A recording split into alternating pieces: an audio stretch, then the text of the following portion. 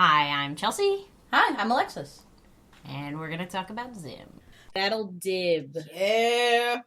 So we've been going back and forth and talking about in which episode either Dib or Zim is the antagonist or protagonist, because they kind of switch back and forth, and that's one of the fun ambiguities of the show. For me, this was the one where I went, it doesn't matter, I'm going to root for Dib. And he goes full-on whoopee in this episode. So, whoopee being a term meaning the guy that you go, oh, your life's awful. Pat, pat, pat. Dib's really more of a butt monkey, but in this one, I think both apply. and you're meant to think how sad his life is. Although we have highlighted how sad his life is. And this is, I think, our first Zimless episode. So we just get to see the horrors of the world played out for him, even when Zim isn't really involved. Oh, yeah. Even this is the horrors of attempting to say hi to his dad. All of this happens because he needs a permission slip signed. All right, so the start of this episode, we get a little like teaser for Membrane's TV show. So we know that he has a TV show for kids. We also see him seemingly zapping children to death in that opening. Some fan theories speculate that the skeletons that you see there are Dib and Gaz's. I've never really subscribed to that. I don't think the head shapes are right. We do see Dib helping him maybe dissect a kid? We're not sure. Yeah, and since I just don't see Dib as doing that, are we thinking this is a different clone of Dib? No. That Dib is clearly not okay with whatever his dad's doing. He's giving him a look like, but Dib... Oh, it isn't even that he's okay with it or not. It's just that I don't see our Dib actually being in the studio at all. No. I think that it's happened a couple times. It's just not that easy, you know? Professor Membrane does make time for his children, but it is minimal. It is annually. Also, I guess I want to post this quick correction because this is changed-ish. The cards, the Invader Zim trading cards online a while ago, 15 years ago, said that Professor Membrane was actually Membrane's first name and that we didn't know what his last name was. And so from there, it was essentially said that Dib and Gaz's last name wasn't Membrane. But before the comics came out this summer of 2015, there was a little tie-in zine that Jonan and some of the others produced. And Jonan wrote it. I mean, you can see his writing style all over. And if you've never read Jonan's prose, oh my God, please do. It is so funny. If the man ever even thinks about writing a novel or a book of short stories or whatever, give him all of the support you can, because his blogs and his other short prose has been amazing. But anyway, Dib credits himself as Dib Membrane. So, Dib's last name is officially Membrane, and I am assuming Gaz's is as well. So, I don't even want to argue whether it always was intended or it has changed now. One way or another, that is now canonic, that their last names are Membrane. Ta-da! Yay, comments. Sorry, these are the things I care about. Yeah, we know. All right, so we also get to see Gaz do one of her, revenge soliloquies. And I actually kind of like the restraint that she shows. She says, "Let it be known from this day until the end of the day." She doesn't say the end of days or anything. Her supreme, dire vengeance is just for today. That's the cost of one slice of pizza. She's gonna f*** you up today. Like, she's got a system for this, you know? Yeah. I don't know. I like the combination of how horrible the words and the vengeance are with how measured the length of time is. Yeah, I'm guessing she has a system by now. A whole exacting system of exactly how much revenge equals how much wrong. But yeah, so plot-wise, Dib is going to present his findings to the Swollen Eyeballs. I think this is the first time we hear about them. They're the ultra-spooky, paranormal society that Dib really, really wants to hang with. We mentioned them a little bit in the last episode. And yeah, they're kind of the most competent organization, I think, that we'll see on the entire show. I mean, the Urkins have dominated the galaxy, but they're not exactly that smart. Let's remember that within the first 10 minutes of the show, they've gotten a laser fired into their eye. Their leaders. Their leader has gotten a laser fired into his eye. Yeah, they're not particularly good at anything but conquest. And snacks. They love them some snacks. We don't know if they're good at them, though. They're good at consuming them. They enjoy consuming them. Anyway, we all have strengths. Anyway, so Dib wants to present his findings, but the Swollen Eyeballs, they like their paperwork, and they won't let him do it without a permission slip signed by his dad. And if anybody attempts to forge that signature, the paper is programmed to explode. And that's perfect. Just beautiful. So Dib's got his findings and a couple copies of the permission slip locked in a briefcase that he's going to hold on to.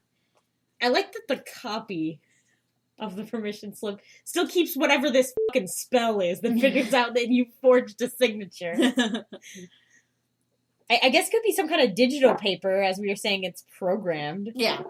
So he's bringing 2 digital copies of this thing that looks like paper to us, because we're just laymen and we don't understand that it's some kind of a completely amazing technological paper. The Swollen Eyeball works in mysterious ways. Okay, so... Okay, well, first, the test. Yes. Anybody who wants to be an audience member on Professor Membrane's show must pass a written exam regarding science and trivia facts about Professor Membrane's life. And math. Right. Of course. And Dib, of course, passes, because he knows more. Actually, Dib doesn't necessarily know anything about his father, but he's good at math and science. I like that he admits to not knowing everything about his dad, but that he's good he has a superior knowledge of science. And this goes towards my theory earlier when I said that Dib doesn't need to pay attention to school. He knows all the stuff. Yeah. I mean, the kid's already building quite a lot of tech. He repairs an alien spaceship later on. Yeah, that's true. I mean, Gaz does help as well, but they're both pretty good at these things. Yeah. So he takes it, he gets in. I mean, obviously, the implication is that if you fail this audience exam, you are straight up blown apart.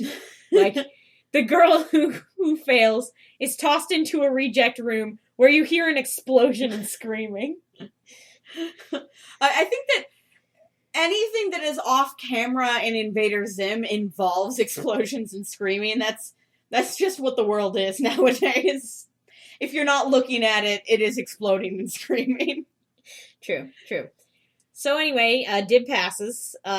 Gaz continues to get in through staff entrances. Probably she just gives everybody a hard stare and walks through wherever she wants to go. And they probably know that she is Professor Membrane's daughter, but Dib causes such a fuss that they don't want to listen to her. Yeah, it could be that. There are various reasons why it might work. Her just being able to explain that she's his daughter and actually getting away with it makes the most sense. Alright, so anyway, Shunk. Shunk Wugga! I feel for this boy. Yeah. I love that the first thing he does is he reaches out in mercy to Dib, seeing that he is small and would not win a physical confrontation with him. He immediately says, "Okay, small friend, I'll help you. We can both go." Oh, yeah. I mean, again, this is a show having a satisfying level of logical clarity that we're not tossed straight at a guy who's a hulky blah, blah, blah, in Dib's way. He's like, we end in tie, we both go see show. Like, Shunk had to pass the test too. Dib will question that in a minute, but Shunk might not be so, maybe he's not very verbally gifted, but yes. he has plenty of smarts. As we've seen he feels such sadness that he's never felt before. He's an emotionally deep character. I know, and we've talked about how there's no love in the world of Invader Zim. So I think this is just the appropriate universe punishment that he gets for trying to put mercy towards Dib. That Dib does not intend to do this to him, to betray him when he tries to do something kind to Dib. But the universe has to punish Shunk because he tried to do something good. Yeah, I mean, Dib reaches up his hand in friendship to have Shunk pull him up to shake his hand, and he scores the point on his armor. And I mean, Dib just got thrown into a ring. He doesn't know what's going on. And he's like, oh, well, okay, that's what's happening. That's okay, sure. I don't know what's going on, but I think I'm doing a good job. That's also Dib being pretty uncaring towards the people around him. I mean, I think Shunk is the nicest person we've met so far in the whole show. Yeah, and I mean, I think that he could have kind of fixed this pretty easily by just saying, like, all right, just you land one hit on me, then we will tie. Yeah. But Dib immediately sees this advantage as going like, well, I guess that's how it's gonna go now, I'm gonna win. Well, actually, really thinking about it, Dib probably next would have been like, okay, your turn. Gaz is the one who puts the kibosh on this plan. Gaz sees that Dib is doing well, immediately begins to seethe with rage, and, ooh, well done, writers, on her next series of lines. She goes to Shunk, who's already like, oh, no, Shunk feels so betrayed. How could a small kid do this? And she goes, yeah, he said he could slice you like a pizza. I mean, it's obvious what's on the brain right now. Yes, right? It's so good to see that the affront that Dib has caused to her. He stole her pizza. That's why she's f***ing with him the whole episode. It's still there. Like, she's still mad about it. And I think, like, another show, she'd just kind of generally mad, but it's not something where she got mad and she's still in that groove. No, this is quite actually about the pizza. She's very mad about the pizza. But yeah, she goes back and says that Dib was talking smack about Shunk Wugga. And that gets Shunk all fired up to fight. This could have been a friendship, but Jonan won't allow that. There's no love, not even the brotherly love of camaraderie, brothers in arms trying to go see Professor Membrane's show. His horrible science show, as far as we know. I mean, they could have been friends. Shunk could have found out that Dib's his son. Dib could have had some muscle helping him around with stuff. Somebody to do his science homework with. People are all about, like, these weird character combinations, but these two could have had a friendship. And I feel robbed the more I think about it. Yeah, I think that would have been really cute. I want to see the Dib and Shunk show. Me too, actually. Well, I know what your next drawing is going to be for this episode. Oh my god, it really should be. It should be Shunk and Dib hanging out. Oh, that'd be really cute. Yeah, I'll do that. Okay. Don't let me forget. I won't. I'll re-listen to this one. All right, no, yeah, Dib was totally going to screw over Shunk. And then it's not until he's about to lose that he's like, guys, tell Shunk I want to reconsider the tie. Dib, I love you, buddy, but not cool. Super not cool. He's an He kind of is. I'm pretty sure we've firmly established that he is an asshole from day one. Still in, like, my top 5 favorite characters, though. Love this little jerk. But yeah, God, Shunk gets so mad. Gaz passes the big head claims onto him. That Dib said that Shunk had a big head? Excuse me? Yeah. Oof, that's gotta sting to hear that coming from Dib. So grotesquely large. I know, that's true. Oof, poor Shunk. Anyway, so Shunk screams, and you know the line's coming, but it still doesn't prepare you for just to yell, Shunk, eat enemy! I like that it goes from, the doctor says that the big head didn't mean anything bad. Shunk not bad. Shunk eat enemy! It's great because it's smack talk, you know? Like, Yeah. to him, he's doing gamer talk, essentially, back to Dib. He says, you know, destroy, small boy, da-da-da-da-da-da. And then when he gets a chance to, like, Dib is about to cry because Dib comes from a world where if somebody's going to do this, they're about to kill him. Dib thinks he's staring his own death in the face. He's wibble-mouthed. He's a 10-year-old who's about to get torn limb from limb. But Shunk isn't bad. Shunk is not a jerk like Dib. He's just really mad at him. And all he does, he just taps and gets his point, and Shunk gets to go off and see the show. Shunk gets what he wanted. There's a happy ending in this show for somebody, and Shunk gets it. That's true. Yeah? Shunk lives on the throne of good stuff that has happened to Shunk. In the win-loss column that we have, you know, for whether Zim or Dib wins at the end of a show, let's add a third column that Shunk has won once. Anybody's keeping track. Shunk won. Everybody else, I guess Dib has a solid 0. Like, I'd say even sometimes Zim doesn't really win. He just doesn't lose. But Shunk had a clear-cut goal that he has achieved. Anyway, Dib loses. Armed guards escort him out. I like that the armed guards must have been in close enough proximity to watch children fighting in fire. So this is totally not against anything that they stand for. This American gladiator-style fighting above actual fire using breakable glass implements and spiderachna suits. Always done with kids. We saw that room. We don't know how many dozens of kids do this per day. And as far as we know, Membrane ain't even televising this. Yeah, I mean, we are to make an assumption that he is, but we don't know. Oh, he's not televising the gladiator part of it. He's not televising the gladiator part of this at all. This is just shit he does to find out who is allowed to sit and watch him talk for a half hour. Truly a great guy.